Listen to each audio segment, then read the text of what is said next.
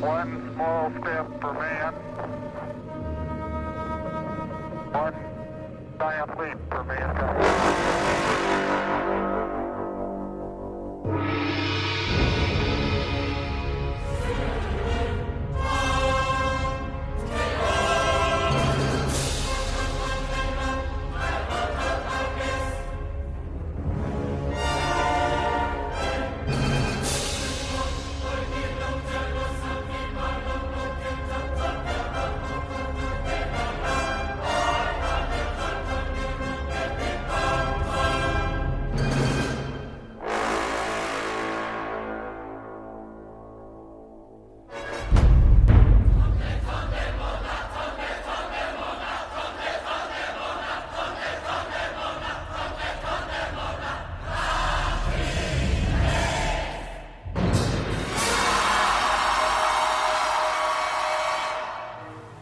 Unidentified flying object.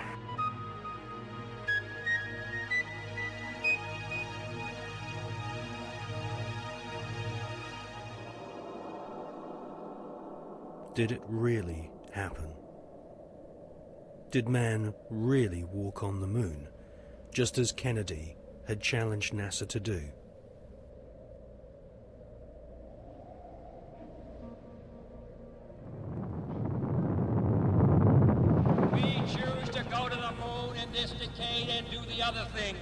Not because they are easy, but because they are hard. The photos of Apollo 11 moon landing have been criticized as being too perfect and looking like they've been photographed inside a TV studio with spotlights.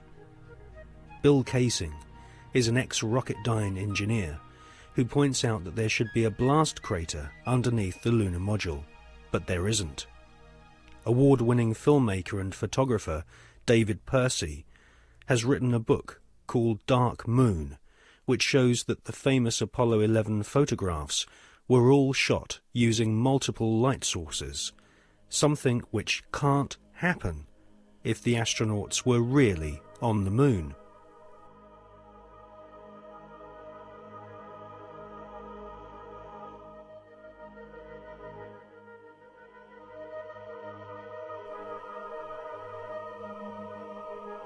Jim Collier, an American investigator, has pointed out that the lunar module was far too small for 2 astronauts in full spacesuits to maneuver around inside. Jim Collier also believes that some of the footage showing the lunar module blasting off from the moon's surface has been filmed using a rotating model, just like the special effects techniques Hollywood blockbusters use today.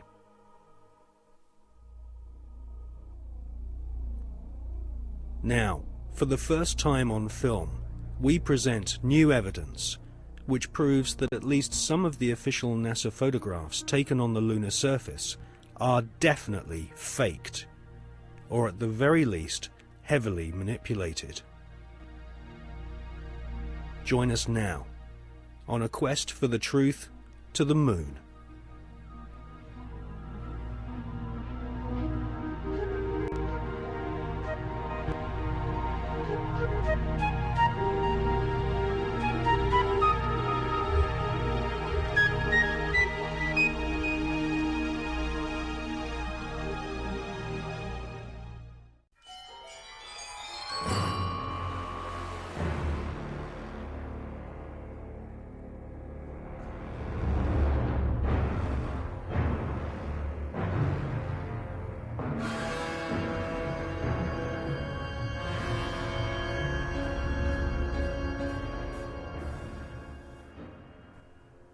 In this film, we shall not only prove beyond all reasonable doubt that many of the official NASA images of lunar exploration are fake, but we shall also examine the motives for the biggest lie put before the world. Why did NASA repeatedly fake lunar images and photographs? Why did NASA stage lunar expeditions which did not happen? The answer will surprise you. It can be summarized in just 2 words: money and UFOs.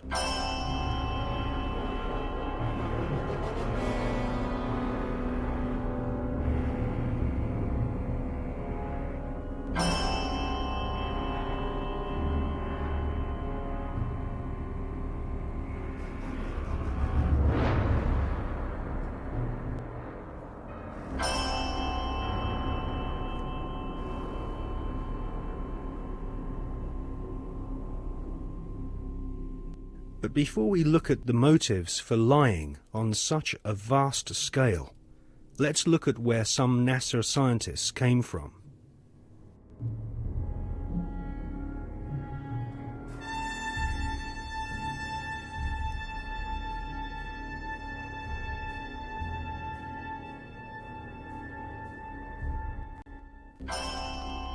Peenemünde, Nazi Germany. For centuries, warmongering nations had been using primitive rockets as a weapon of war. China, Britain, and of course Hitler's Third Reich all used rockets to terrorize their enemies.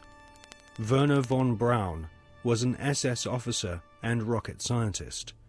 His team at Peenemünde designed the first cruise missile, the V-1 Doodlebug.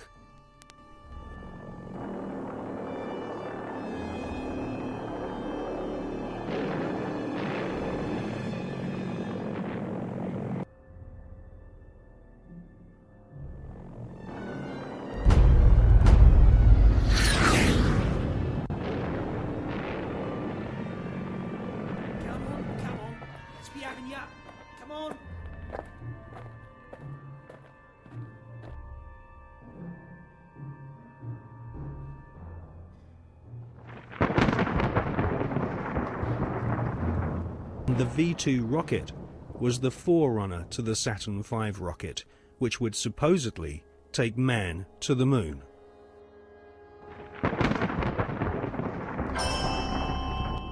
At the end of World War II, the American government were desperate to get hold of the Nazi rocket weapons, which had wrought havoc on the innocent people of Britain.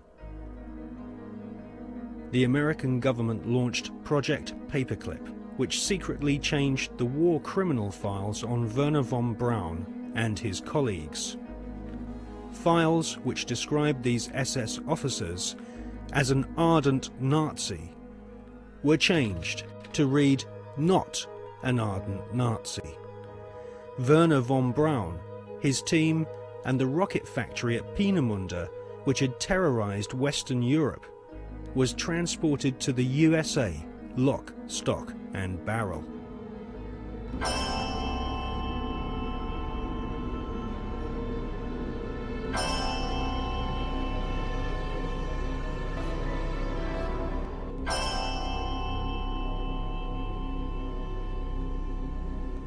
It soon became clear that the Nazis had a secret space program at Peenemünde and Nordhausen. The Hannibal craft utilized alternative propulsion systems such as vril power, possibly back-engineered from recovered crashed flying saucers.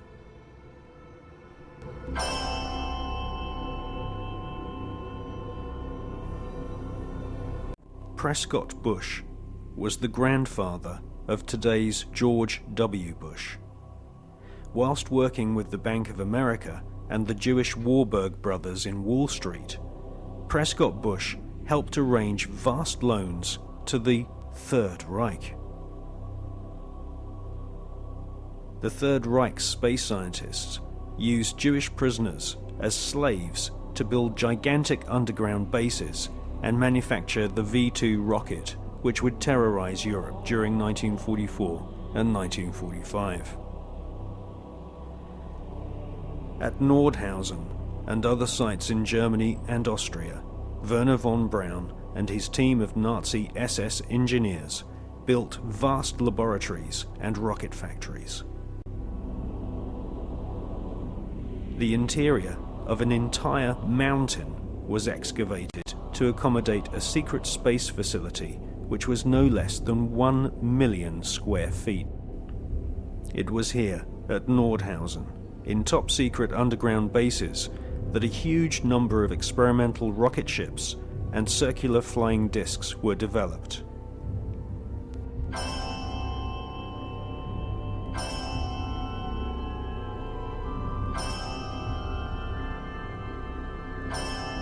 The prototype V-7 craft was powered by engines manufactured by BMW. The V-7 used 12 BMW 028 engines, which were powered with helium. Radical fuselage shapes were developed, which would later lead to the emergence of stealth aircraft and the cruise missile.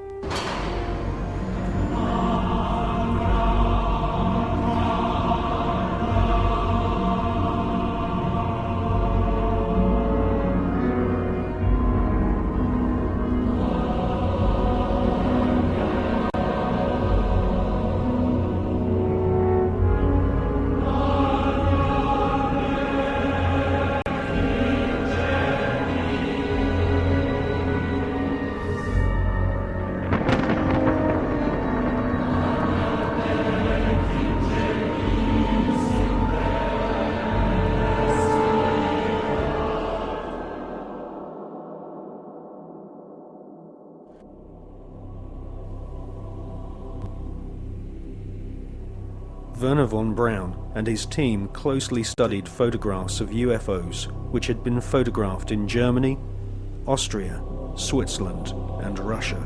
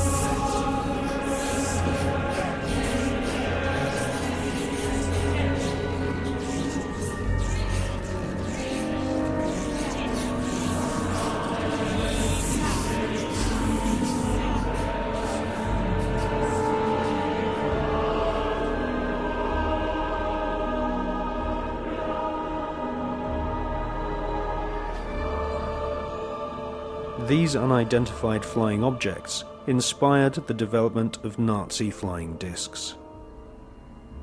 After World War II, the underground base at Nordhausen was rebuilt in the Mojave Desert, a place we now know as Area 51.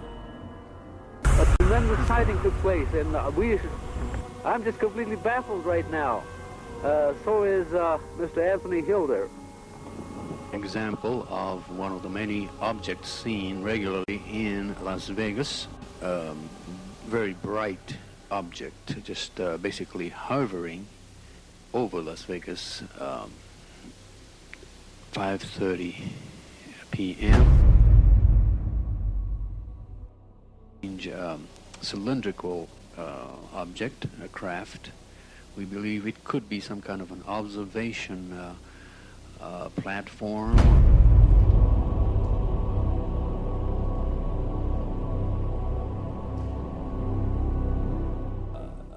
The volume of evidence is that the space program that appears on the television news and has done these last few decades is actually only there as a movie to hide the real program, which is actually exploring things that these guys already know are there. There's this secret agenda in which advanced knowledge that people in general never hear is passed on to the chosen ones that are chosen to have this information and to move it through the generations. The agenda for centralized control and all that stuff. And then there's the movie, which is there to hide all that. And the movie is the official version of events that pours out of the television. They're being sold a cover story to hide what's really going on, not just in terms of the space program, but in every area of our lives. I mean, what is the more classic and obvious cover story than weapons of mass destruction, we've got to go and get them? And clearly, you know, we see it was a cover story now. If you had a brain, you could see it was before. I've said in my latest book, Tales from the Time Loop, that we're looking at the Fourth Reich. And then I put under that brackets, or a continuation of the Third, which never ended.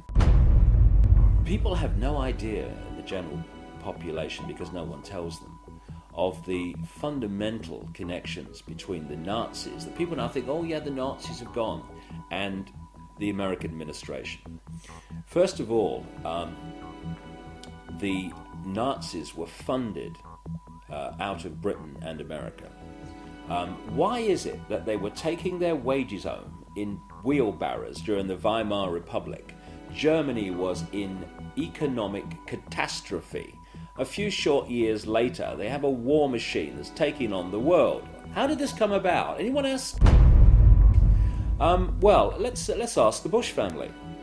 Because, and this is not just me, other researchers have come up with this, and a guy called John Loftus, who is he runs the Holocaust Museum in Florida, that Prescott Bush, who is the grandfather of the present president, he was a major executive of the Harriman Empire in America.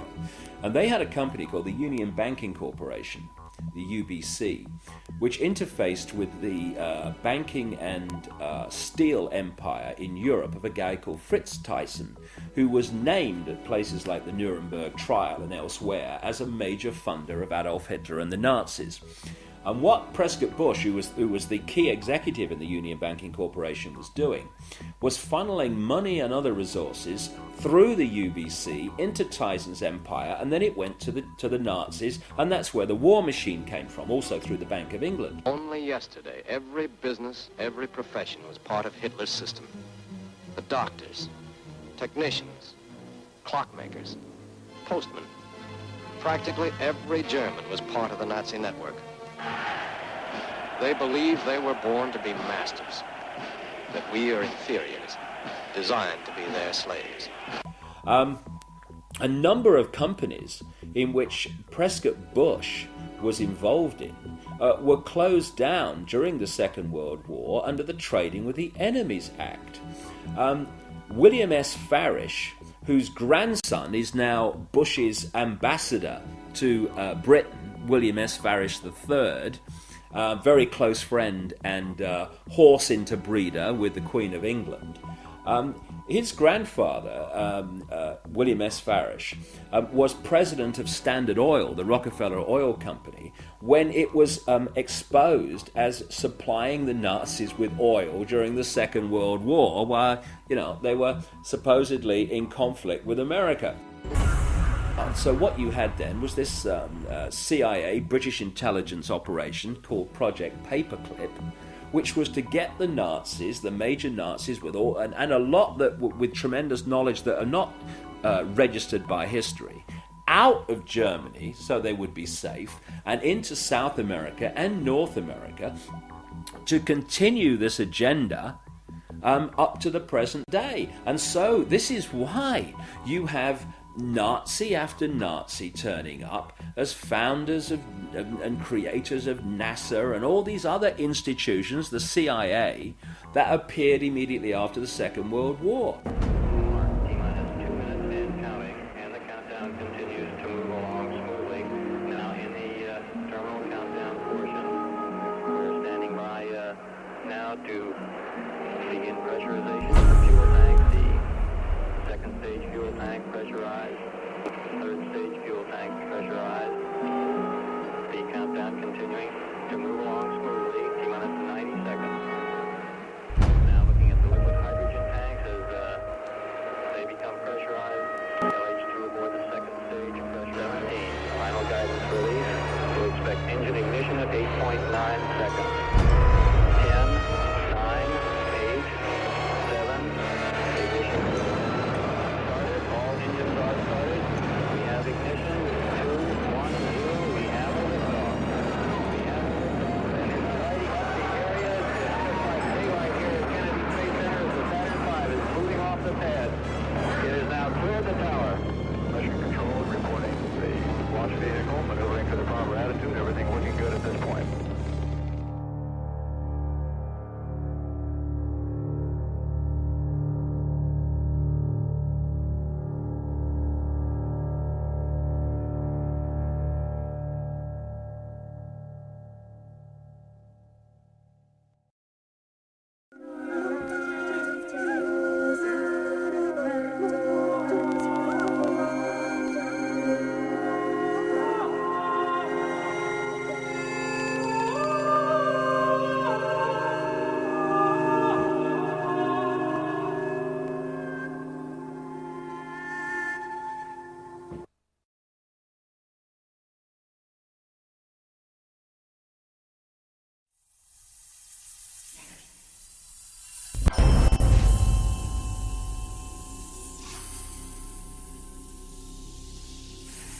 In 2003, the skeptical magazine Fortean Times claimed that no such craft or Nazi secret space program had ever existed.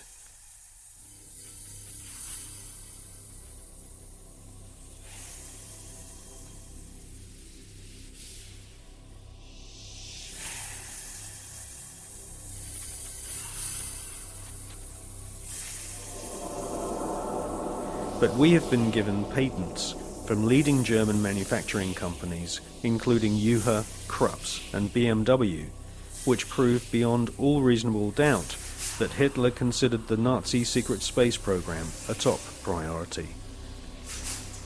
And more than 15 billion Deutschmarks were spent developing craft of all shapes and sizes. Secret memos from SS officers revealed that Werner von Braun and Hitler both believed that there were alien civilizations in the universe, and it was their intention to not only conquer all nations on planet Earth, but to also colonize the moon.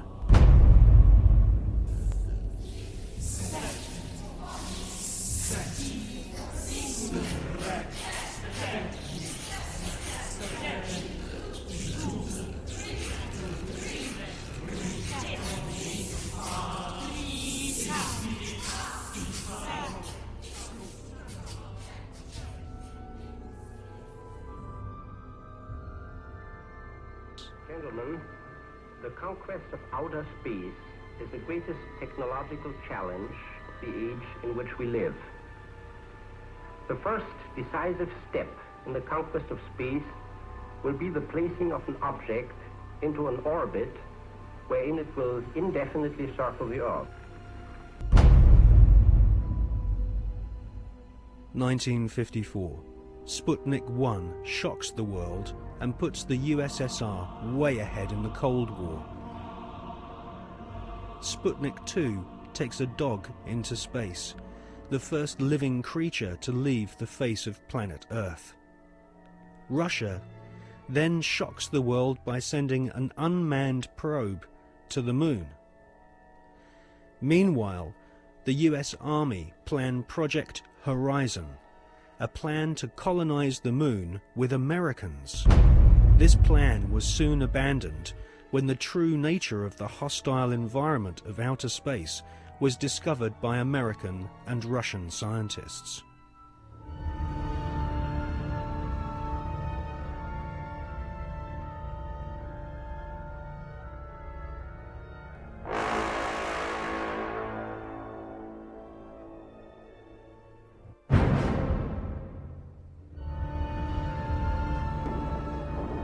(1958). Spectacular rocket failures destroy American morale.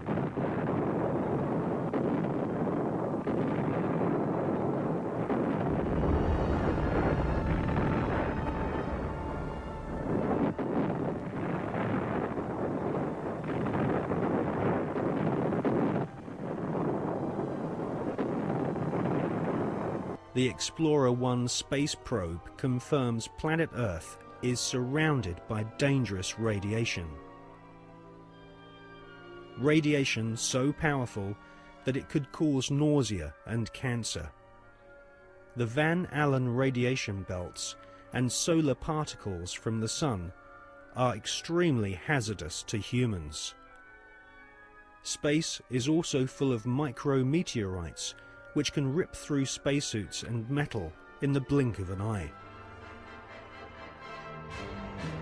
Meanwhile, Russia celebrate getting the first man into space, Mr. Yuri Gagarin.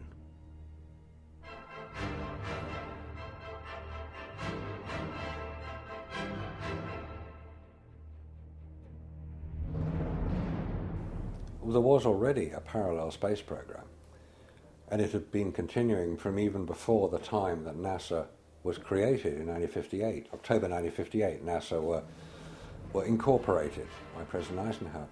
The secret space program was run by the Department of Defense. It took its original form in Project Horizon, which was established in 1959, the habitation of the colonization of the moon.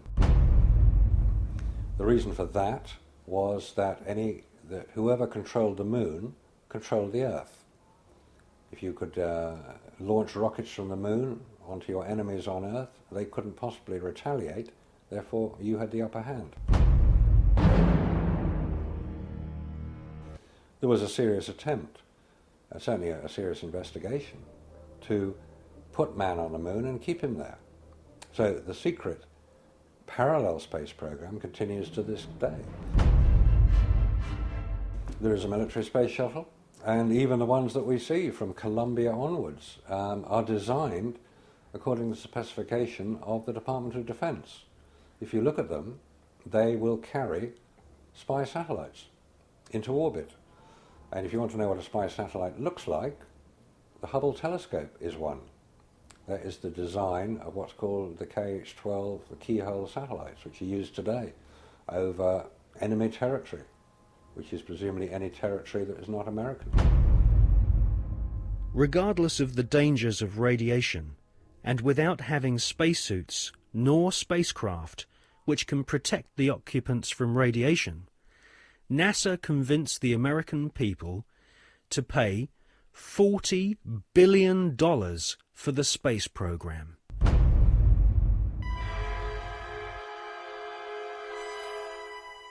The most lethal forms of radiation, of course, are at the higher end of the spectrum. That's gamma rays and X-rays. We know what ultraviolet can do. If you stay out too long in the sun, you get sunburn and skin cancer and die, and it's all very sad. But gamma rays, and X-rays especially, are particularly lethal to humans, unprotected humans. There was no protection that I have been able to identify. I've found no reference to it. I found nothing that will tell me what level of protection is offered, so I have to assume none was. I've contacted the manufacturers of the spacesuits, and they said there was no radiation protection built into the spacesuits, because I asked them if these same spacesuits could be used by technicians to go to Chernobyl or 3 Mile Island, because the nuclear reactors produce the same radiation as produced in space. They said no, not advisable, no protection. Ex-Nazis were now in charge of vast amounts of tax dollars. In today's value, the Nazis at the heart of the NASA space program were given more than $600 billion. All NASA had to do was announce a new space project, and the money was handed over so that the American government could save face in the Cold War. Alan Shepard and John Glenn were blasted into space using equipment which was still in the prototype stage. John Glenn reports UFOs to Mission Control, which he describes as looking like fireflies, similar to the Foo Fighters reported by pilots during World War II.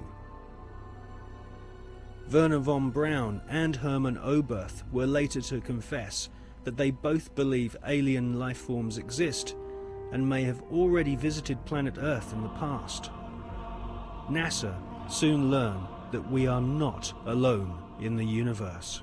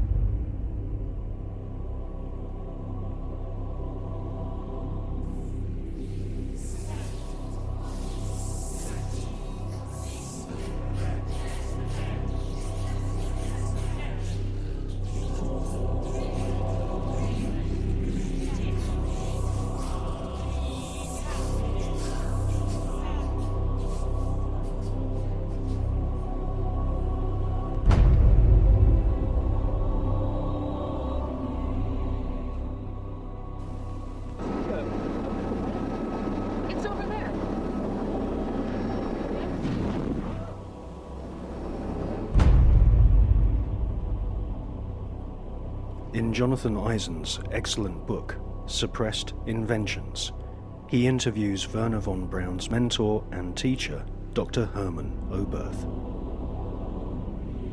Dr. Oberth makes it quite clear that he has studied the aeronautic performance of UFOs.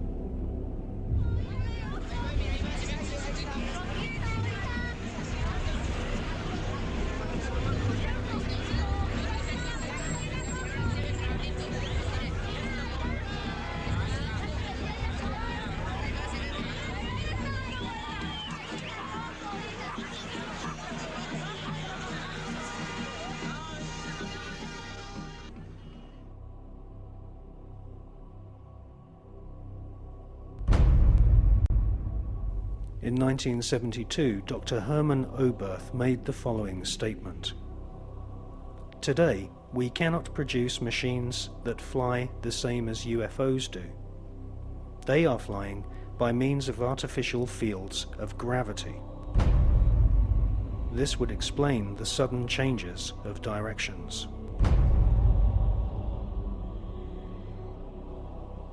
This hypothesis would also explain the piling up of these disks into a cylindrical or cigar-shaped mothership upon leaving the Earth, because it is in this fashion that only one field of gravity would be required for all the flying saucers. Dr. Oberth then added, "We cannot take credit for our record advancement in certain scientific fields alone. We have been helped, and we have been helped by the people of other worlds."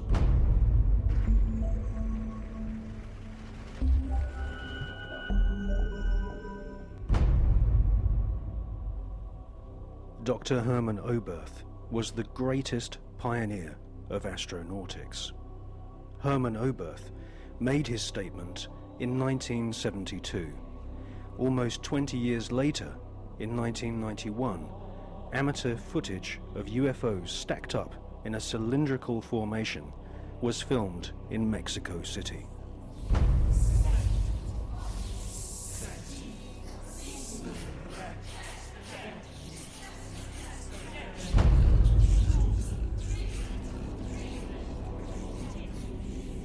It's a monopoly that is being conducted through science about the possibilities of finding life in a different planet or satellite in the space. We have many other reasons to believe that NASA has been lying in every respect. It's very difficult to know if the politicians know the real truth or not. We know that there is government inside the government.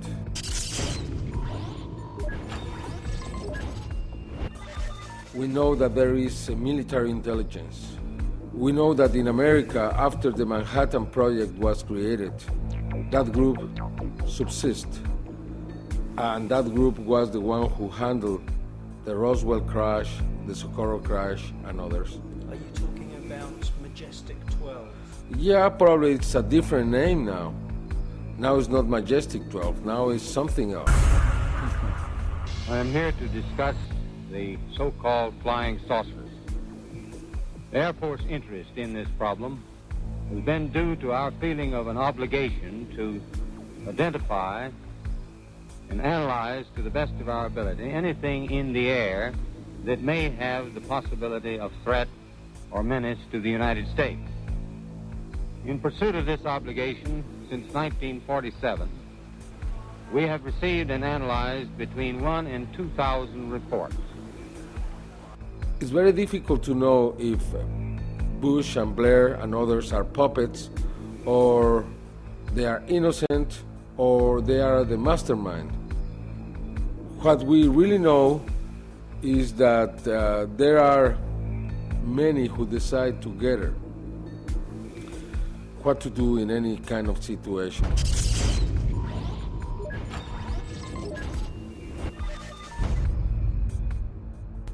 The Russians now have a very different policy around this phenomena. We have to remember that when Gorbachev met Reagan,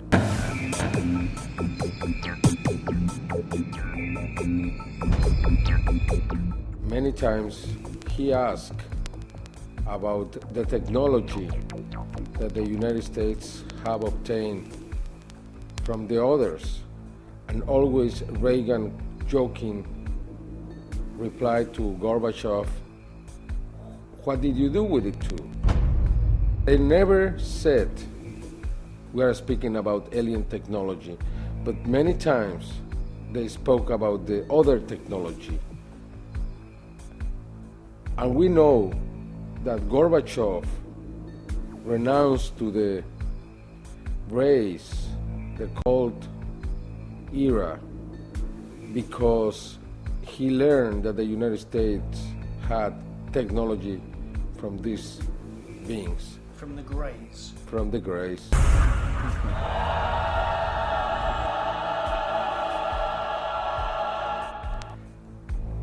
From then on, we saw many cosmonauts talking openly about what they saw. We have different videos recorded by these cosmonauts where you can see strange things floating in the space. Non ho fatto in tempo a prendere la macchina fotografica o una videocamera perché è sparito da circa 7 secondi. А где вы летели? На какой части Земли? Eravamo sopra il Newfoundland. Terra nuova. We have also something very important, which is a video taken inside the space agency in Russia, where you can see the Mir surrounded by dozens of bright objects. This is Mission Control Houston. We are using the payload bay cameras right now to hopefully catch a glimpse of the Russian space station Mir as it performs an on-orbit burn. The payload bay cameras are positioned such that they're looking straight back behind the orbiter, where the Mir is flying at about 850 nautical miles behind us.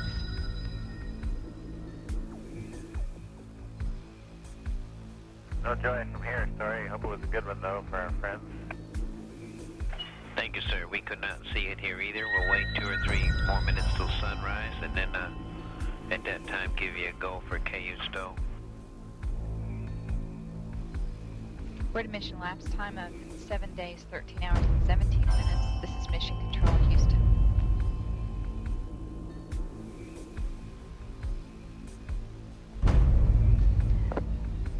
The Mir space station is now visible. Yeah, we do see something flashing visually, but we're not sure that might be...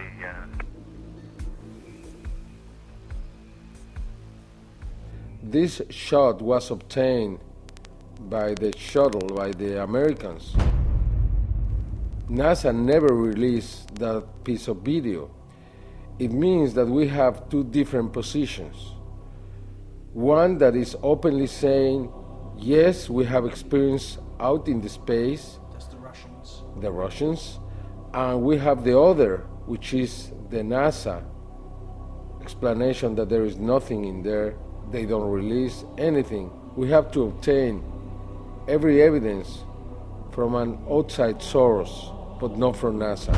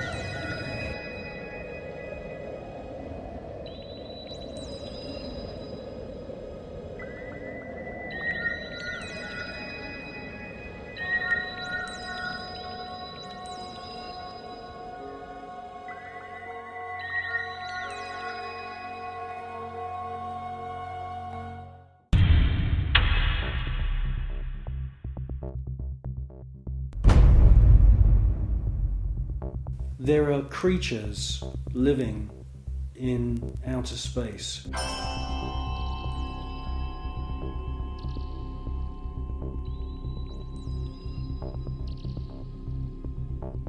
And I'm the first one to realise how crazy that sounds. Scientists would immediately say, well, that's impossible. There's ultraviolet radiation in space. Without having a craft around you, you'll die. Well, all I can say is that these, I call them space serpents, they do exist.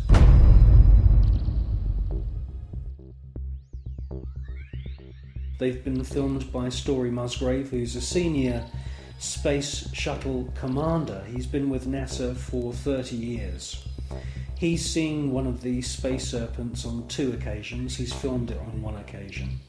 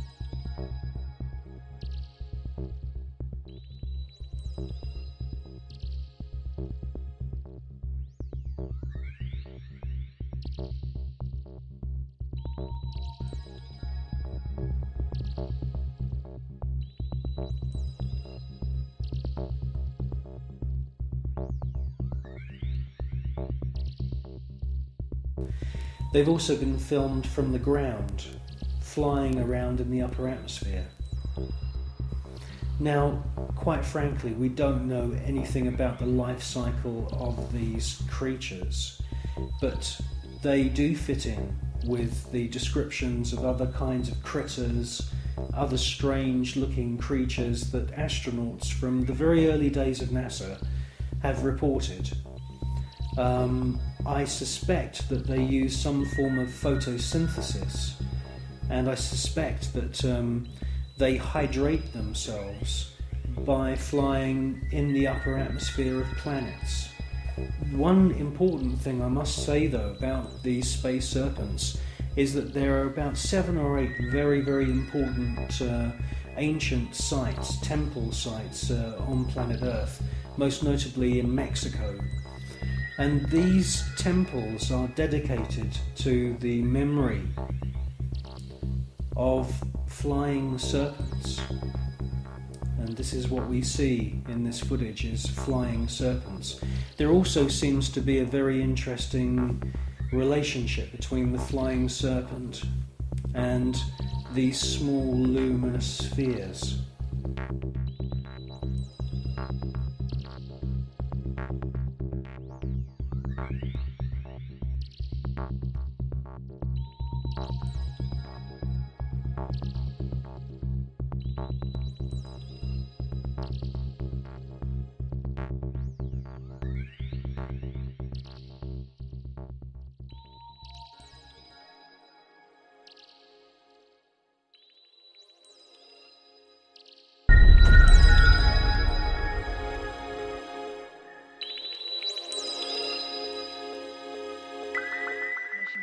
Houston, we are using the payload bay cameras right now to hopefully catch a glimpse of the Russian space station Mir as it performs an on-orbit burn. Though it will be difficult to pick Mir out from the stars as they pass behind us, the payload bay cameras are positioned such that they're looking straight back behind the orbiter, where the Mir is flying at about 850 nautical miles behind us.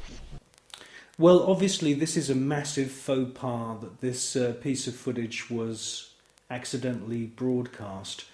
The person who's passed me this piece of footage is now dead. The footage that we see, mostly of UFOs, has been filmed with image intensifying equipment.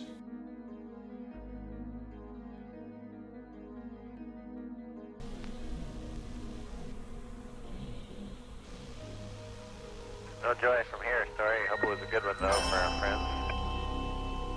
Thank you, sir. We could not see it here either. We'll wait 2 or 3 more minutes till sunrise, and then at that time give you a go for ejecutó. We're at a mission lapse time of 7 days, 13 hours, and 17 minutes. This is Mission Control, Houston.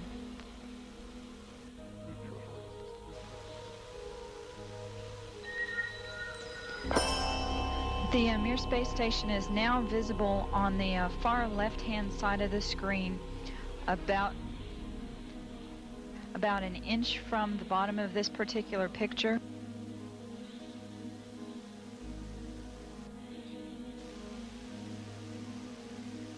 Okay, the Mir space station is the small flashing light in the center, about an inch from Camera Charlie on a monitor.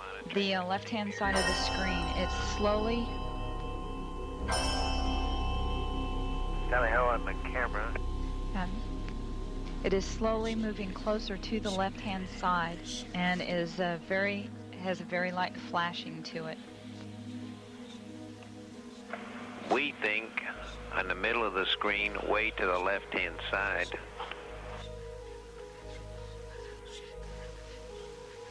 We think you can see a flashing light just a little bit to the left of the center of the screen, very faint.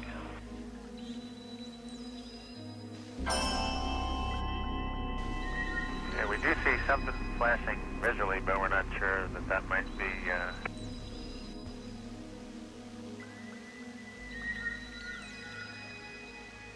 This is Mission Control, Houston. Once again, we believe we were just able to spot the Mir spacecraft as it flies about at 850 nautical miles behind us.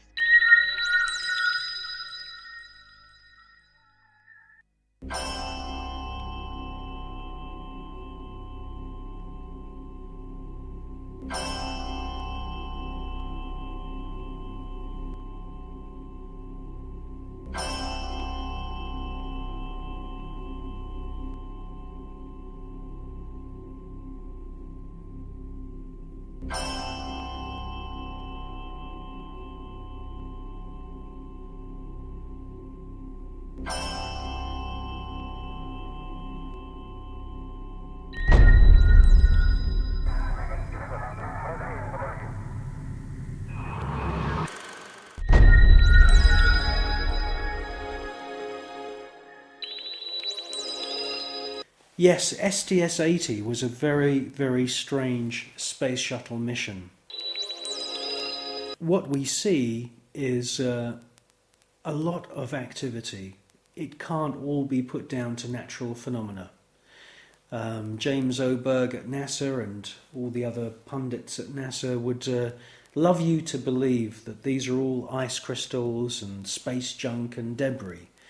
Quite frankly, if there was that amount of debris, that sheer number of shooting stars flying around in close proximity to the space shuttle and the Mir space station, it would be not safe to put craft up into space. A piece of rock just a few millimeters across, travelling in the opposite direction of the space shuttle, would rip through the entire structure of the space shuttle and cause a fatal accident.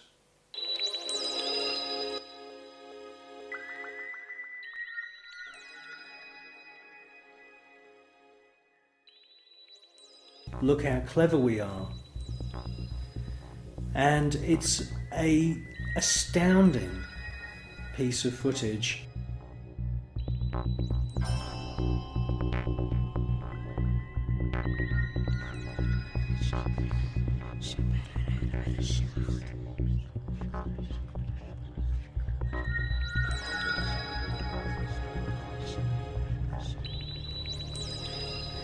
these extraterrestrial craft are attracted to thunderstorms, and many times we see lightning on the surface of the planet or in the atmosphere of planet Earth. And as soon as these electric storms start, the UFOs swarm into the area. It's almost as if they're harvesting the electromagnetic energy within the atmosphere. And in actual fact, there are unseen forces in the atmosphere, etheric flows of what the German scientist Wilhelm Reich described as orgone energy. And it could be possible that these UFOs are sucking energy from these electric thunderstorms on planet Earth, and this is where they're getting their energy from. You should concentrate on the first object that appears, and you will see that it holds its position. Many TV stations have actually broadcast this STS-80 footage, but they only show you the few seconds of the large glowing orb coming from the lower atmosphere.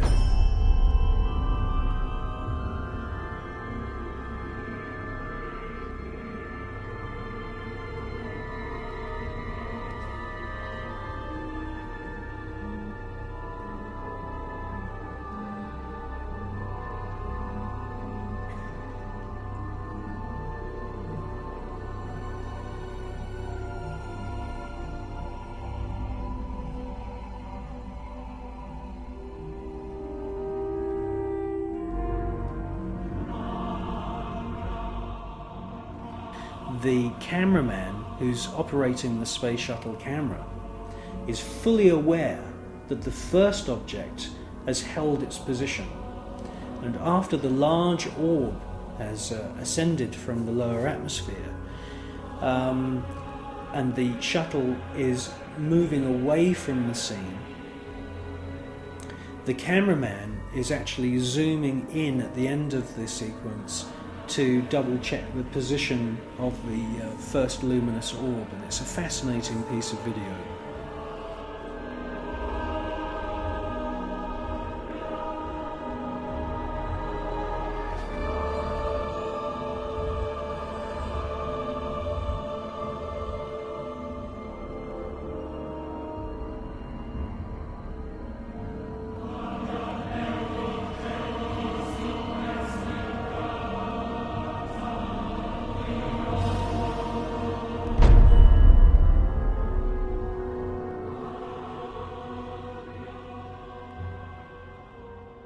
A few years ago there was an astounding book published.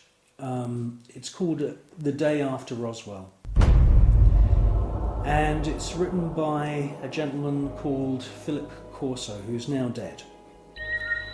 He had a military career that lasted more than 20 years, and during that time he served at the White House, and then he was a senior official at the Pentagon. And in this book, which is an astounding book, he clearly says that there is a war going on in space.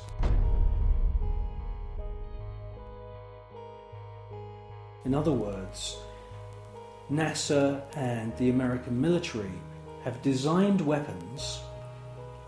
He says in his book that some of the weapons are based on patents of the genius inventor Nikola Tesla. Philip Corso tells us that there are plasma beam weapons being used against these UFOs, and that sometimes these UFOs are hit.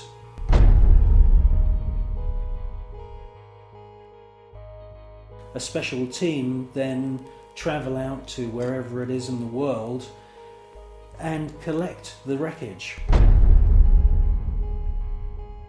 Now, from the wreckage they back engineer any useful technology. In his book he clearly states that microchips, semiconductors, fiber optics, lasers, many other new metal alloys have all been back engineered from wreckage which they've collected, from UFOs which have been shot down by the American government.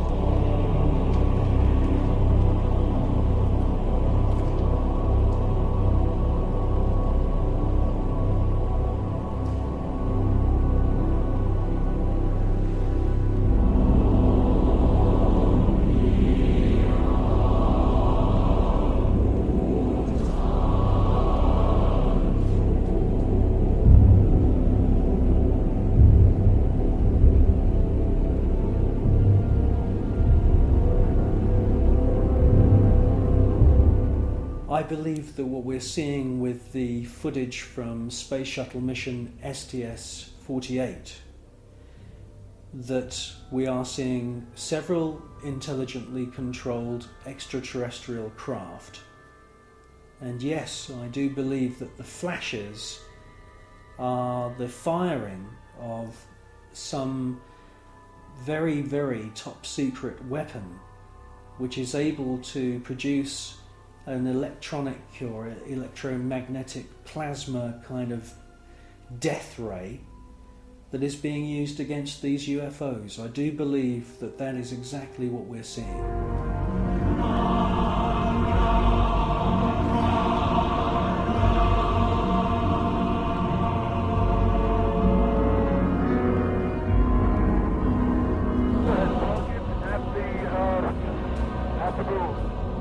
The tether has broken. It is going away from us. Get it on the TV. The tether has broken. Copy. Space Shuttle mission STS-75, the tether incident. A lot has been said about this incident.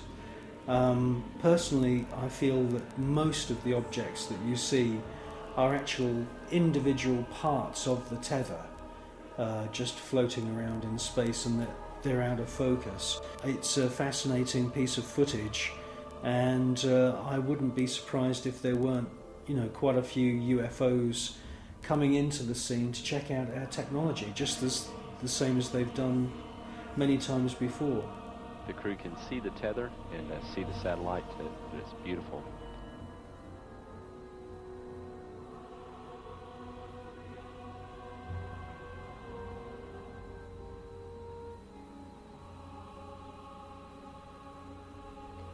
This view showing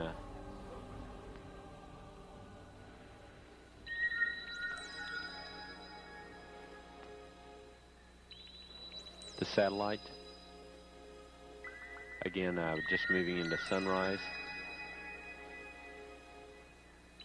81 nautical miles now from Columbia.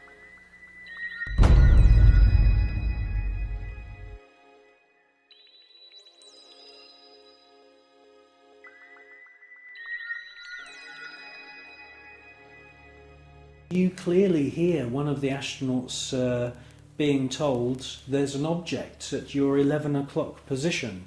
It's about your 10 o'clock, 11 o'clock going away. Don't worry about it. And the other astronaut, who's obviously in the know, says don't worry about it. Out there. I'm not sure what you're talking about. I suspect that the senior astronauts, the astronauts who've been up more than just once, are fully aware that there is a very large number of unexplainable objects flying around. Never mind.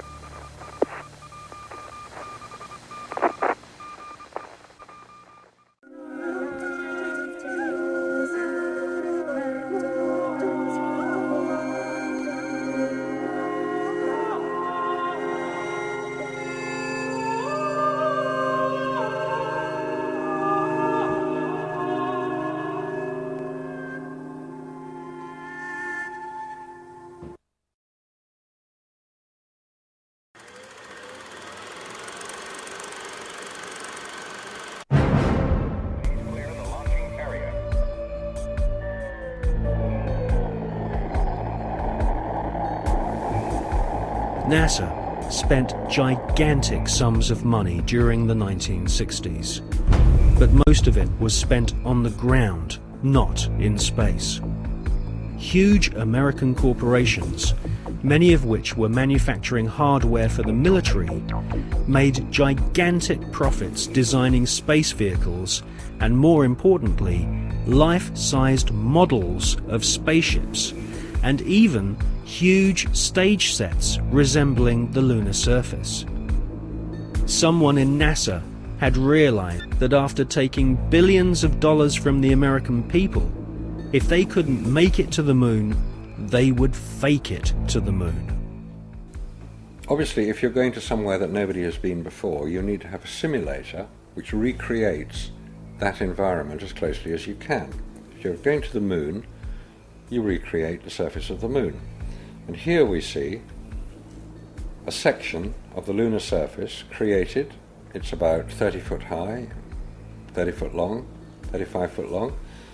Scale is given by the two people standing in front of it. There were plenty of simulation exercises, but the point is, and this should be taken into account in virtually everything that is discussed with the Apollo program, 400,000 people may have worked on the program in total, but none of them had a need to know more than his own job required. The people who were making the rockets didn't know what the people who were making the spacesuits were doing, because they had no need to know about that. Their job was to make the best models and the best simulation of the lunar surface that they could. And if we come up to this picture here, we see the three scales on which these models were built. We have here the whole moon as one unit. It stands about 20 foot high.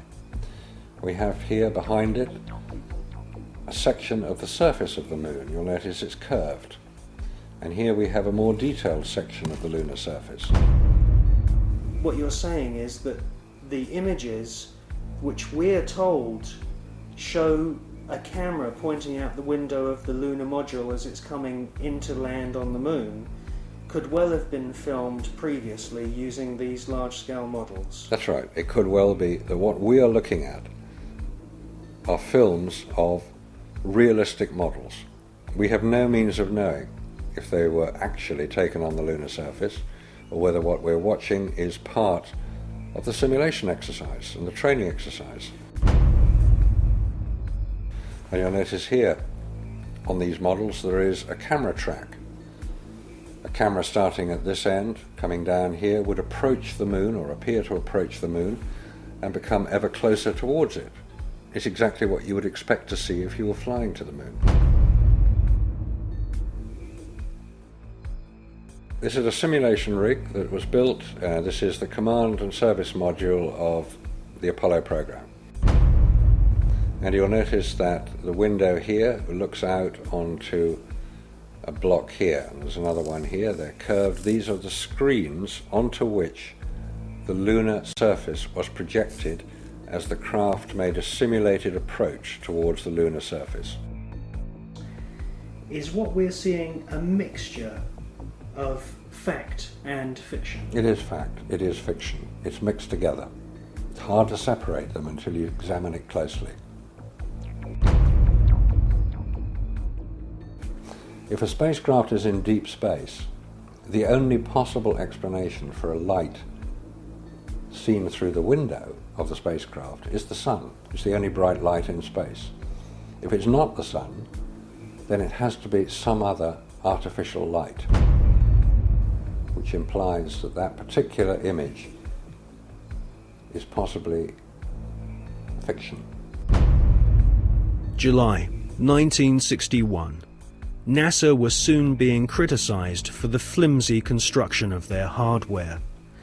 The first orbital capsules did not even have windows in them for the astronauts to look out of. One of the most vocal critics was one of NASA's most respected astronauts, an all-American hero named Virgil Gus Grissom, who almost drowned when recovery helicopters were unable to lift his space capsule from the sea. After a successful journey into space, Gus Grissom almost died through NASA's bad planning? Or was this an early attempt to silence Gus Grissom?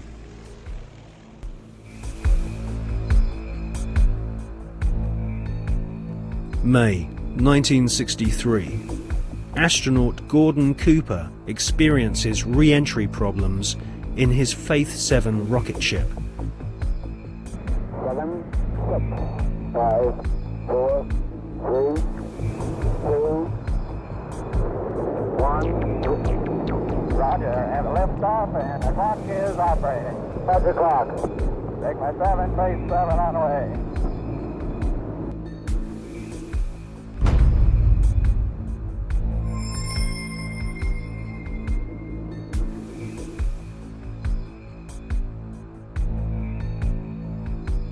The prototype lunar module, known as the LIM, had serious stability problems.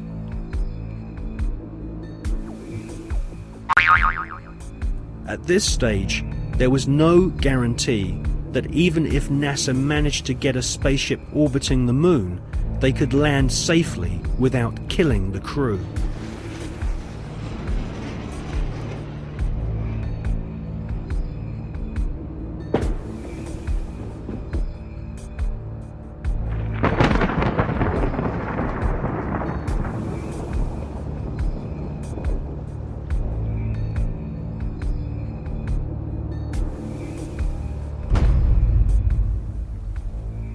Could the footage which we see of the LIM approaching the moon be filmed in a TV studio? It was filmed in a TV studio. There's absolutely no doubts whatsoever about that. And the way that this film was created was by the use of models. There's nothing secret about the models. They exist. You can go and see them today. The models were very lifelike, very realistic. There is one that is a life-size model. It's in Flagstaff in Arizona. It's 2 miles long, and it's an exact replica of the Sea of Tranquility.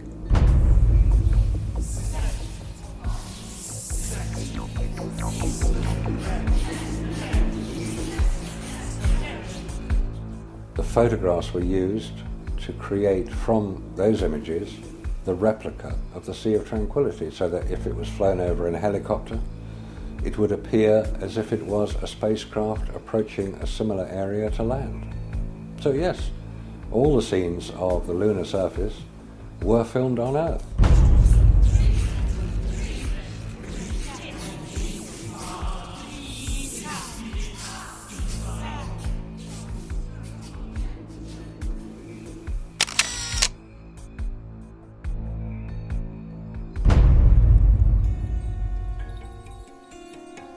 June 1965. Gemini 4 is launched and the first man walks in space. Like the quantum started. I'm going to drag it a little bit so I don't want to fire the gun yet.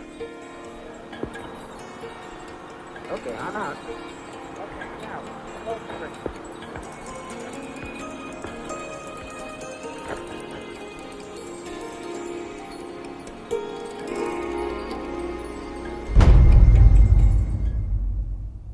Extensive rehearsals at docking spacecraft were performed in low Earth orbit. Everything was recorded on film. This footage would later become invaluable as NASA sought to fake the success of the Apollo missions. Meanwhile, more problems occurred. On Gemini 9, the second spacewalk had to be cut short due to problems with the astronauts' oxygen supply. On Gemini 11, another attempt to walk in space was curtailed due to fatigue. Was this a sign that cosmic radiation caused nausea and fatigue?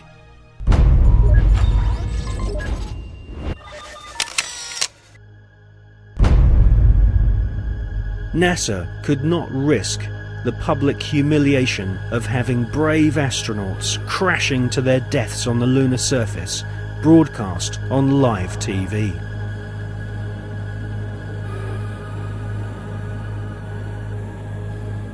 NASA's Nazis knew that a major catastrophic failure on the moon would cause the billions of dollars of funding to be immediately cut. anyone with the most elementary grasp of science could tell that the Saturn V rockets were merely big versions of the Nazis' V-2 killing machines.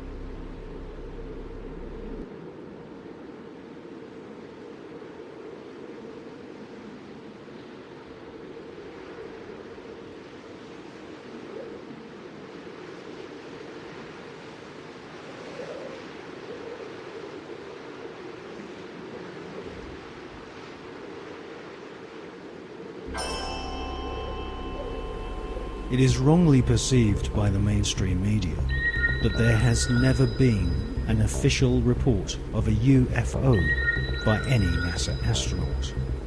This is simply not so.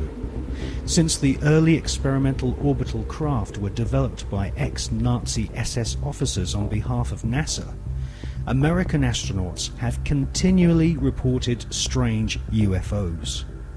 In many cases, photographs and even film was shot of these mysterious, unidentified flying objects. During his pioneering orbital flights in the Gemini 7 capsule, NASA astronaut Jim Lovell clearly alerted Mission Control of a bogey at 10 o'clock high. Capcom at Houston asked James Lovell if he had an actual sighting of a UFO. Lovell answered, "We have several, an actual sighting." Gemini 7 here, Houston, are you ready? That's clear. 7, go ahead. Got bogey at 10 o'clock high. This is Houston. Say again, 7. We have a bogey at 10 o'clock high. Roger.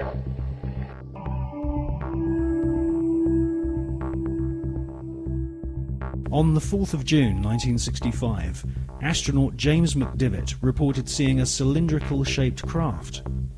Could this be one of the cigar-shaped motherships which have been filmed from the ground on many occasions, most notably in Russia and California during the 1970s?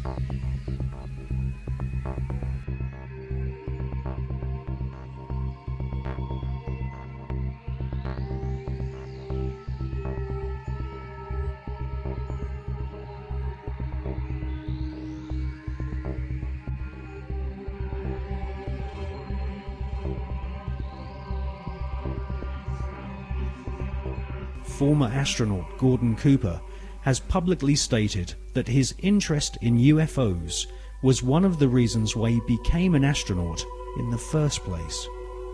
In 1978, Gordon Cooper attended a meeting of the Special Political Committee at the United Nations General Assembly in order to discuss the UFO phenomenon. In a letter signed by Gordon Cooper, he said, "I believe that these extraterrestrial vehicles and their crews are visiting this planet from other planets.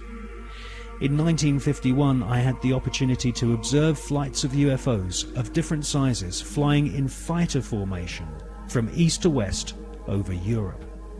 In a tape-recorded interview given by Cooper in 1973, he stated, "For many years I have lived with a secret, in a secrecy imposed on all specialists in astronautics. I can now reveal that every day in the USA, our radar instruments capture objects of form and composition unknown to us." I wonder, did you have anyone call you about a strange plane or airplane or something in the air? Where? It was coming down Sampson Drive. I don't know what it was. It was a flying saucer. What did it look like, ma'am? It was like almost like an iridescent color. It was like a bluish purple. I could see a red glow up in the sky. It was huge. People are serious. They're very upset. Whatever it was lit up, I mean literally, if you were underneath it, you could see it would be like daylight, but red light. It changes colors from white to red to green. The sucker has not moved. We have multiple departments right now that have sightings on it. This is not a prank phone call, I swear to you. No, is it? They're sitting stationary. I got 3 of them. What do they look like? I've got 4 discernible colors. I got red, yellow, green, and blue. And the one just was like flashing. So if they're those planets those guys were talking about, then they're planets with Christmas lights on. This is weird. In 2002, astronaut Scott Carpenter was interviewed by the late Graham Birdsall of the British UFO magazine. Scott Carpenter and his fellow veteran astronaut friend John Glenn both witnessed strange creatures in space during their pioneering flights. Now, there were so many unknowns in the early days. And this is a fact of the matter. We were really not sure after John flew whether or not there were critters, living critters out there somewhere.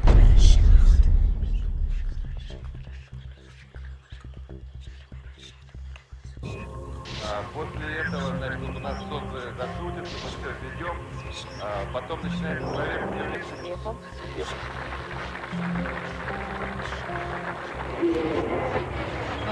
Yes, we have some, not thousands, some cases when Russian astronauts watched objects. Yes.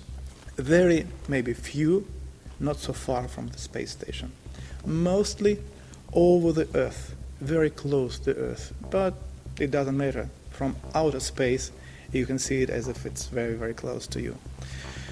And I talked to Musa Manarov and I talked to Gennady Strikalov and the other astronauts, and they told me that they have seen much more cases of UFOs, but without possibility to film it, because he said, it's always like with Russians. When you see something, whether this camera is without battery or with battery lying at the other end of a spacecraft, or, as Musa once told me, I see strange, interesting objects, but at the same time a spacecraft is coming to me and I need to dock it, and I can't leave the place and film it.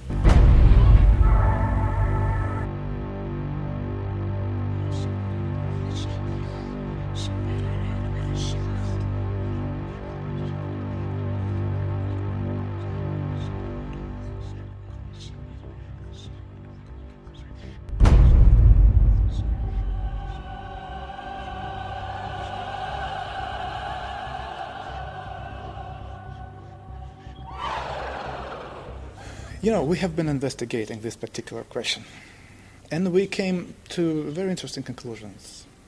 I wouldn't say that millions of people or thousands, no, but there are many people who have not been abducted, because on their level of knowledge and on their level of understanding and abilities, they do not need to abduct people. No. I will try to explain what's going on. When you say they, you're talking about the... It is, yes, it is. It is. When it is flying here, there are some kind of scientific expeditions which are visiting the planet.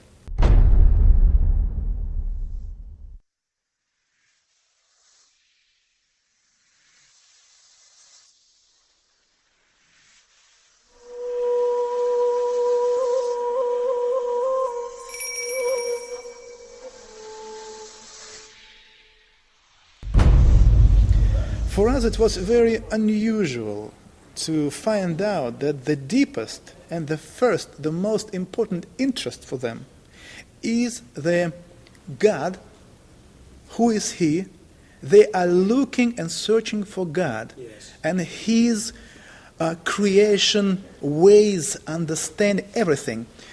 And they can learn it only in one way: if they learn and check how big human groups are behaving, kind of an invisible influence, and how people are reacting. At the same time, there is another very interesting technology.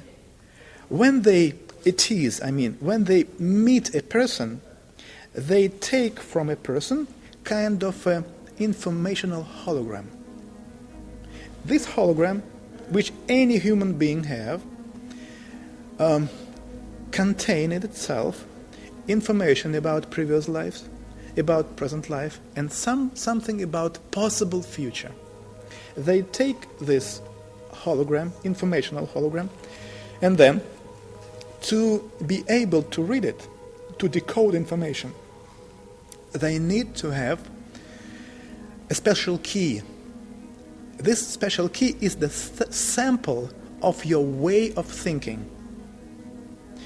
For this reason, to have this key, they somehow transmit into your brains a hard idea, like, just an example, you are living wrong.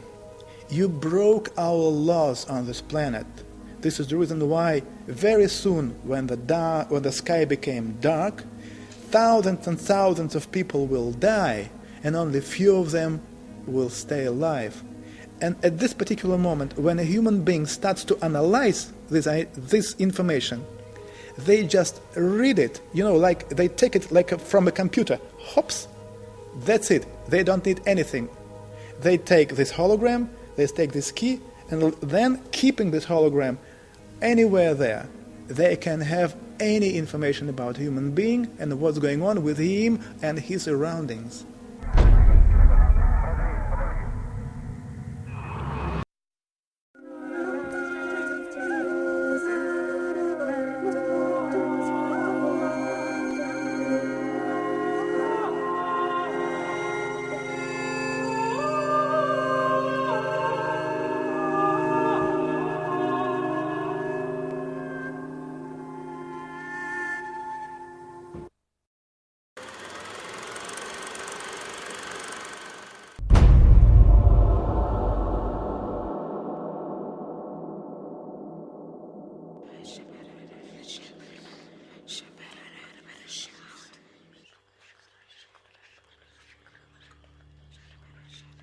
Regardless of whether the Apollo moon landing was faked or not, an interesting photograph hangs on the wall of the Sanctuary of the Scottish Rite Masons in Washington, D.C.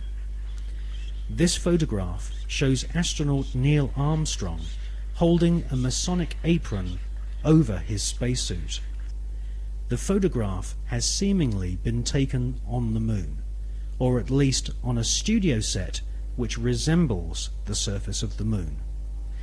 Neil Armstrong has become a mysterious character since his alleged moon expedition. According to the records of the Ohio Grand Lodge of Masons, Neil Armstrong's father is a Freemason. In fact, Neil Armstrong Sr. is a high-ranking 33rd degree Freemason. Neil Armstrong's co-pilot, the second man to have allegedly walked on the moon, was Buzz Aldrin. At the time of the Apollo 11 mission, Buzz Aldrin was a 32-degree Freemason. They were in good company, as many of NASA's astronauts were also Freemasons, including Gordon Cooper, Walter Schirra, John Glenn, Edgar Mitchell, Thomas Stafford, and Paul Weitz. These men were all members of the Brotherhood, all sworn to keep secrets on pain of death. These astronaut Masons were under the leadership of Kenneth Kleineknecht, who was NASA's Apollo space program manager. According to an article and photograph published in the Masonic magazine Scottish Rite Journal, upon his return from the moon, Brother Buzz Aldrin presented a flag to Sovereign Grand Commander Smith, who was the Supreme Commander of the Supreme Council of 33rd degree Masons of the world. The flag Buzz Aldrin presented had been taken to the moon on Apollo 11. According to a Masonic lecture delivered at Beauverde University in 1994 by American Masonic historians, astronauts Buzz Aldrin and Neil Armstrong performed a Masonic ritual exactly 33 minutes after touchdown on the lunar surface. They temporarily planted the international flag of Scottish Rite Freemasonry, which features a large double-headed eagle. Therefore, the eagle has landed. Override off. Engine arm off. 13 is in. We copy you down, Eagle. Houston, Tranquility Base here. The Eagle has landed. Roger, Tranquility. We copy you on the ground. You got a bunch of guys about to turn blue. We're breathing again. Thanks a lot. And we're getting a picture on the TV.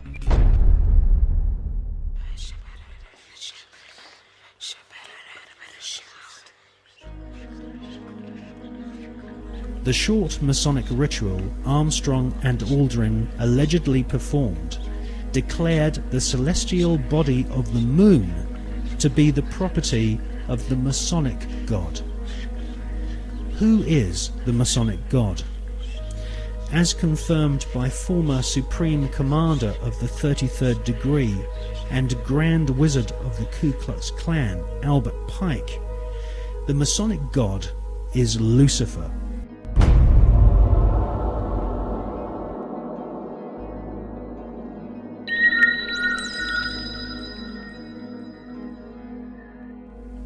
The name of NASA's space program, Apollo, according to the Holy Bible, is actually an alternative word for the devil.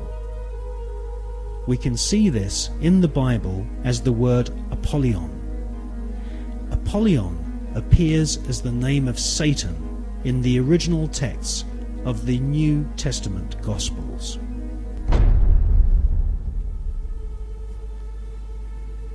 Like Christopher Columbus and many explorers before them, Armstrong and Aldrin used a flag to claim territory for their monarch.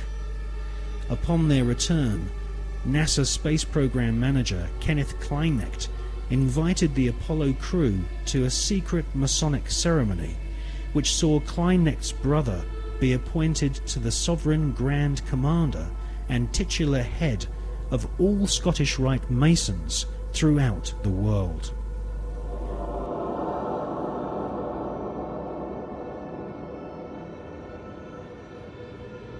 Once you learn the occult significance of words such as Apollo, Columbia, and Atlantis, you will realize that the occultically inspired murdering Nazis who developed NASA's space program have used names which are part of ritual, magic, and the occult. Hawati en Tawi, Tem Jafar Kau Ta Pen MAF Mu F Ta F Sem F Menemenet F Nebet Hayet Nebet Henenet Nebet Jedefuet F Awet F Haset Samau M San Nuet.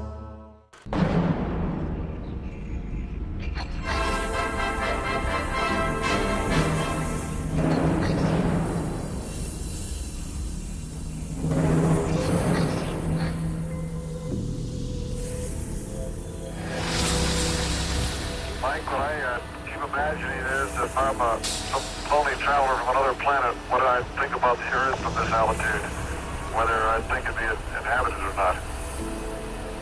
You don't see anybody waving, is that what you're saying? Well, I'm just kind of curious whether I would land on the blue or the brown part of the Earth. On the dark side of the moon, the secret face of our satellite planet, which only a few men in living history have ever seen, there lies a star-shaped crater called Parsons Crater, named after the rocket scientist John Parsons. John Parsons is known by several names. He was born under the name Marvel Whiteside Parsons and soon became involved in the occult. Charles Taze Russell, who invented the Jehovah's Witness movement in America, predicted that the beginning of the end of the world would commence on October 2nd, 1914. On this very day, rocket scientist John Parsons, better known in occult circles as Jack Parsons, was born. A brilliant rocket engineer, Parsons soon entered into correspondence with SS Nazi officer Werner von Braun, and by the age of 13 had begun summoning evil spirits and demons using magical rituals which Parsons had learnt from British occultist Aleister Crowley. Aleister Crowley styled himself as the Beast, and Jack Parsons referred to Aleister Crowley as his father.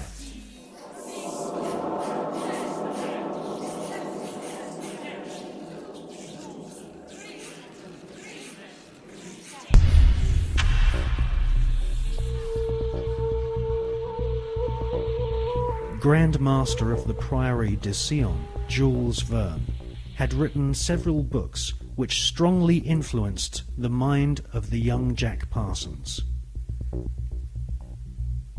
In 20,000 Leagues Under the Sea, Jules Verne prophesied the invention of a submarine vehicle which could wage war from the depths of the oceans.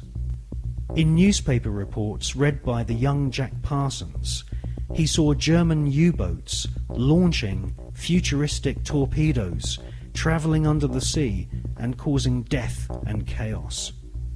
Young Jack Parsons wrote in his journal that if the French author Jules Verne's submarine was a tangible possibility, then why not the rocket ship which travelled to the moon and back in Verne's other books? For most of Jack Parsons' adult years, he was an adept of occultism and a distant disciple of Aleister Crowley. When Crowley visited California and gave the go-ahead to form a new chapter of his OTO Satanic Secret Society, it was Pasadena, the hometown of Parsons, which was chosen. Jack Parsons developed and patented several liquid and solid fuel rocket engines. His patented designs are still being used to this day on intercontinental ballistic missiles such as Polaris and the Space Shuttle. The Polaris nuclear missiles use Parsons rocket technology, which has a pentagram-shaped void impressed into the solid rocket fuel to aid faster burning. Parsons also patented an acid aniline mix, which was used on the first generation of Titan nuclear missiles, used to deliver deadly warheads and also used for high-level atmospheric tests.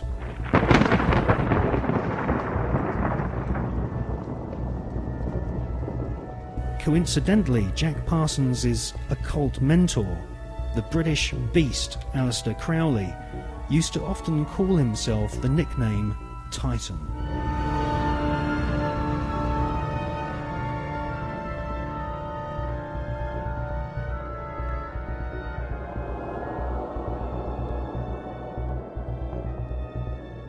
On April the 15th, 1942, Parsons demonstrated a plane powered by 2 liquid fuel rocket boosters at Edwards Air Force Base.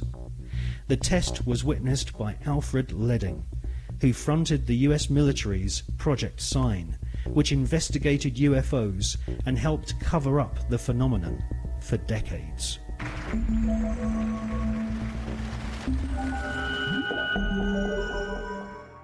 Jack Parsons revered the English Satanist Aleister Crowley, and eventually became the leader of one of Crowley's secret cults called the OTO. The OTO, or Ordo Templi Orientalis, claims descent from the Bavarian Illuminati, which had been revived by Adam Spartacus Weishaupt on May 1st, 1776, and had approximately 2,000 members in Masonic lodges in London, Paris, Copenhagen, Amsterdam, Munich and Ingolstadt. The Illuminati was essentially controlled by European, Germanic, Jewish aristocrats, who sought to replace the church, government system and national identity of nations with an Illuminati-controlled superstate. The Illuminati was eventually outlawed in Europe, and the founders fled to America. They then fragmented their maverick secret society into fraternities operating from the campuses of Yale, Harvard, and Princeton.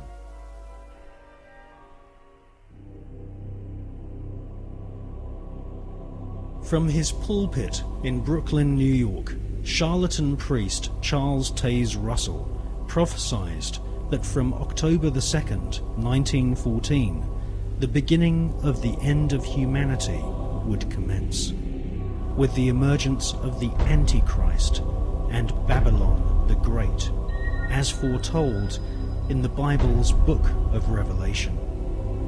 Jack Parsons, born on that prophetic day, would later attempt to invoke the incarnation of Babylon and also sign an oath stating that he was indeed the Antichrist.